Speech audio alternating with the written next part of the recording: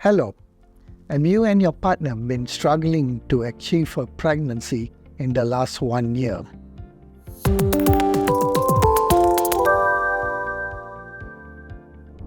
Hi, my name is Dr Mohanraj. I'm a consultant obstetrician and gynecologist and a fertility specialist at KPJ Johor Specialist.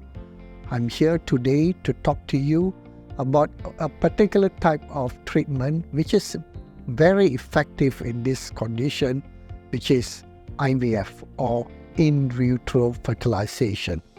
IVF is a medical procedure where the eggs from the woman's ovaries are taken out, and then these eggs are fertilized with the partner's sperm, and this is to create some embryos which are fertilized eggs, and they will start to grow, and this is done in a lab.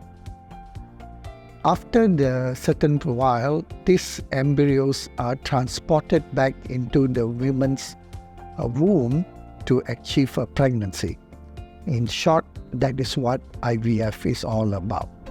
There are many reasons why IVF is being done. The more common reasons are divided into a women's problem and also the male partner's problem. The women's problem, for example, a problem with the fallopian tubes. The fallopian tubes are necessary to transport these eggs, and fertilization with the sperm happens in the fallopian tubes. Unfortunately, in some women, the fallopian tubes may not be functioning too well or may even be blocked. Another conditions which require IVF may be what we call endometriosis, and even some problems where the women may not be able to ovulate or produce eggs. The conditions in the men that may require IVF is the problem where the sperms may not be able to be produced in adequate amounts. These sperms may not be transported and being deposited in the right place. All of these factors can be corrected by IVF. There's also some conditions where certain genetic causes can be avoided by doing IVF, where after fertilization of the egg and the sperm, these embryos can be tested genetically, and if it's found normal, only then these eggs can be transported back into the womb. IVF is quite a stressful procedure. For about 2 to 3 weeks, the couple, especially the woman, needs to be monitored, and certain drugs needed to be injected. Therefore, the whole 2 weeks process can be very stressful. The other risk associated with IVF is during the process of picking up those eggs, where hemorrhage can occur, and also infection can be a problem for some women during the process of picking up the eggs. Another condition is when the women can produce too many eggs. We need a certain number of eggs to be produced, but some women, due to certain conditions, may produce too many eggs, and this can be a little bit dangerous. For example, this woman gets into a condition called hyperstimulation, where your woman may have water retaining in the abdomen, and in very serious conditions, this water can be even retained along the lungs. This can be even dangerous in some situations.